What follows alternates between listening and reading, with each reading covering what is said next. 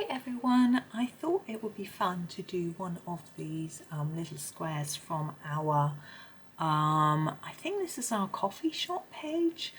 Johanna coloured this cake in her video for this page, so I haven't done it yet. I will be doing it. I will, I'm not sure whether I'll do it like her or I'll just do my own thing. I haven't really decided, but I thought we would just do something different and we would do these lollipops, as I call them. Now, I'm going to start by doing a background on this little box and then move on from there. My light is a bit glary. I think that's a little bit better. I'm not sure. We'll see. Anyway, once I start colouring, I'll see how good it is with regards to colour. Now, I've got these little stars, and it almost looks to me like it's nighttime or magical. I'm not sure. I think Johanna just likes to fill the space up with little fun things. But I'm going to do the background in a pretty colour. Now, I'm using my Arteza Premium Pencils, just because I had them out from the last. I've just filmed. I can't get that to show up for you. Can I put my hand there?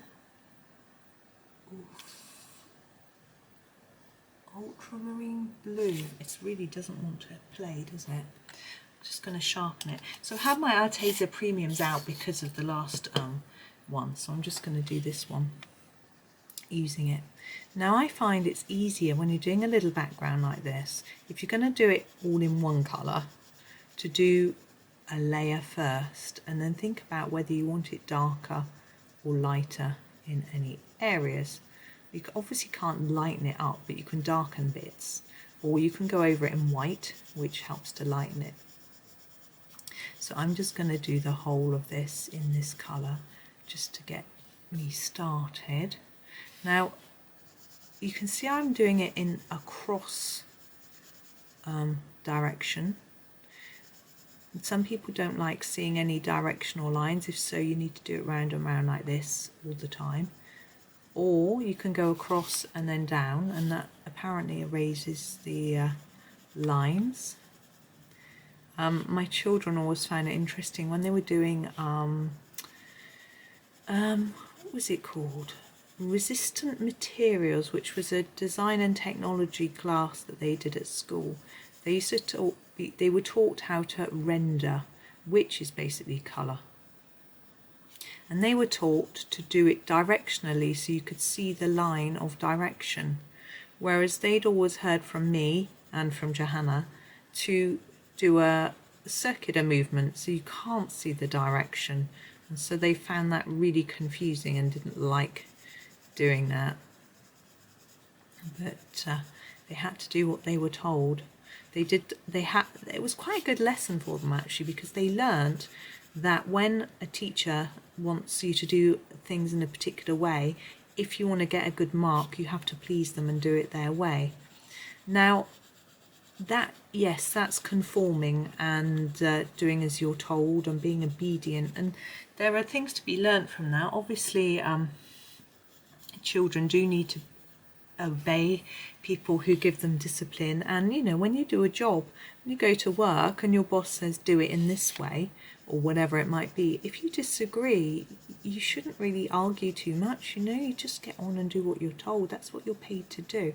So unless it's really important, you know, if they say, oh, we want your headings underlined in red, and you think it looks a bit rubbish, it's not important enough to argue with them about. Just do what they say, you know. So it's important to learn that. But on the other hand, obviously they need to know that if they're being told something that is morally wrong, then they need to argue their case and stand up for it. So it was a really nice little opportunity to give them a bit of a talk about this sort of thing. So it was good fun to say, you know, it doesn't matter if they've told you to do it that way, just do it that way, it's fine. It's not important enough to worry about. But if you're doing something for yourself or a different teacher, then do it the way you think it should be done. And of course, when it comes to colouring or rendering, there's no right or wrong answer, is there? We all just have different preferences. Now I hope you can see what I've done. While I've been whittering away with my story, I've been trying to make the edges a little bit darker. I think it's quite fun to not always just have a solid colour in the background, but just to vary it a little bit. And this is a really simple way of doing it without having to think too hard, really. And because it's darker on the edges, it actually makes this bit stand out a little bit. It's almost sort of frames it. So that's good, because obviously our star of the show, as it were, are these tasty looking lollies. Actually, I'm not a big fan, I'm afraid, of lollies. I chose to do this one because I thought it was be fun, not because I wanted to eat it. I'd rather have the toast. Not honey though, too sweet. But anyway, I know, my boys say to me, Mum, you're really weird, you're just not like anyone else. Because I said yesterday my husband was going back to work after a bit of a holiday, and he was worrying about having too much to do, and it made him sort of just stand and spin and not know what he was doing. And I said, oh, I've gone over the lines, I'm just going to erase. I said, if that was me, I would just get up really early and just get on with it and do everything I needed to do really quickly and just get it done. Like this morning, I'd done half my work by 10 o'clock. You know, I just got on with it. And my son said, Mum, you're so weird, no one's like you. Okay. So each of these sticks, I'm going to make them look a little bit wooden. I think that would potentially be the colour. Now I'm going to start with quite a dark brown. This is the cocoa brown. I don't know if you can read that very well. Now I'm ignoring the fact that these are in a jar for now, and I'm going to just colour the whole thing. I'm leaving the rim, I'm not going to colour through that. And we'll worry about the jar at the end. So there they are. Now I don't want them just to be that colour, so I'm going to grab this, it's a ginger, it's a light brown, it looks a bit red in this light, I don't know, it's good. I can't get the light quite right this morning, but it's a light brown, and I'm going to go back over it, and I'm just going to emphasise some of the areas I want to be a little bit darker, so underneath the lolly itself. I do want to go over the whole thing. It'll be a bit darker, I think, on that edge. So again, under the lolly itself, and then where they meet.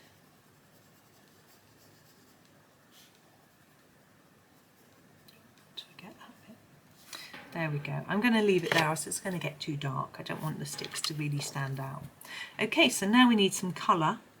And I am going to do this sort of swirly one first. Now we're going to do that all one colour, but we want it to look like it's slightly three-dimensional. I'm going to do it this colour. I think it's rather grand. It's a wine red. If you can see that very well. It's quite a dark red. And I'm going to start with a layer. Just go in, simple layer. Try and keep it even if you can. Don't worry too much if you can't. And what I want to do is to make it look like each of these bits is sticking out. So I'm going to make it darker in here, as if this is sort of the edge. And I'm going to make it darker on all of these lines, as if there's shadow in there to start with. Now I want it dark around the edge as well. It's quite simple, just putting a line around. And then I need to emphasize this a little more on some of these parts. So I'm just going, making sure it's both sides of the line. And the idea is to slowly bring the colour in towards the centre of each of these little sections without completely covering it in red, and hopefully it will give a slightly more three-dimensional look to our lolly. Yeah, I'm going to leave that there because it's quite small, it's quite hard to do that, but there we go. The one at the back to me looks like a cake pop. I don't know if you know what they are. I don't know if they're fashionable anymore, but it used to be that you would make a cake in a circular shape and then push a stick into it. I don't know if you did that before or after you cooked it, and then you would dip it in toppings and it would be nice, delicious. So I think we'll do that as a cake pop. So we'll do the base in a sort of cakey colour. So we've got a Camel Brown here, and we'll just do a layer again of the brown. Now we want it to look a little bit different to the stick. I think it will. It looks a bit yellow. I'm going to do a little bit darker top and bottom and under this icing. Now I wonder what colour it's been dipped in. I like chocolate. I'm going to do chocolate. We've already used the cocoa brown. I think we'll use that again. Oop. I hope you can see that.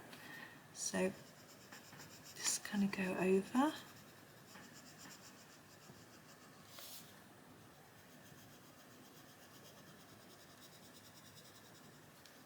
And I want it quite dark to look like quite thick chocolate, because I'm going to put some white pen on it to try and make it look shiny, and it looks a lot better if you've got a thick layer of colour underneath.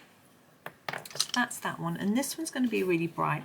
I'm just going to count how many sections we've got. We've got 1, 2, 3, 4, 5, 6, 7, 8, 2, 4. Yeah, so I'm going to do half of these in orange. Sorry, I haven't shown you, this is just a plain old orange colour.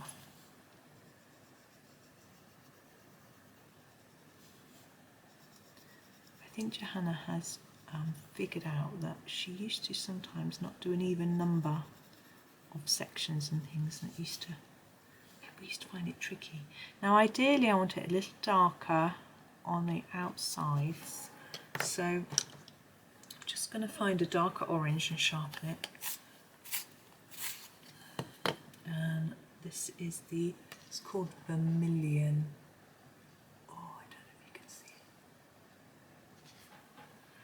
And I'm just going to make it a little bit darker on the edges. Now we did an orange and green the other day for a nice lolly. Yes, or a popsicle. So we won't do that this time. We'll do red, I think. So we'll grab the tomato red first. This is the tomato red. And we'll do each of these sections. Is that a bit clashy? Maybe. Oh well. Maybe we should have done it pink and purple. Hey ho. Bit late now, hey. And we'll do these out where I want it to be slightly darker. I shall use the true red. It's just a slightly darker red. You don't have to use the exact colours, but you know, you can just find a slightly darker one just to go around. Now around the edge, what shall I do? I think pink or purple will work. Yellow might work. Yeah, let's use the yellow. I use this yellow a lot. It's quite short. This is the lemon yellow. Oh, that looks, hopefully you can see that. So we'll use this around the edge. Now you may have noticed that I haven't been doing the tracker in the front. When I complete a day, I don't fill out the tracker. I'm going to use the elephant grey. How did I hold it before so it was a bit more visible? Is that better? Because I colour every day anyway. So, and I'm going to try and think of some inventive ways to fill in the squares, and I haven't thought about that yet. So I'm going to do that. So I'm doing a darker colour on the edge and fading it towards the middle. I want quite a dark bit here so you can really see the difference. And I'm going to colour the whole of this in a bit grey, particularly on the edges. But I'm going to go over the lolly sticks as well because they're inside the glass. I want them to look a slightly different colour to the I'm not going to do the base at the minute. I want them to look a slightly different colour to the ones on the outside. I want it to be darker on the edge and towards the middle. what I'm trying to do. I think this base might be a bit lighter.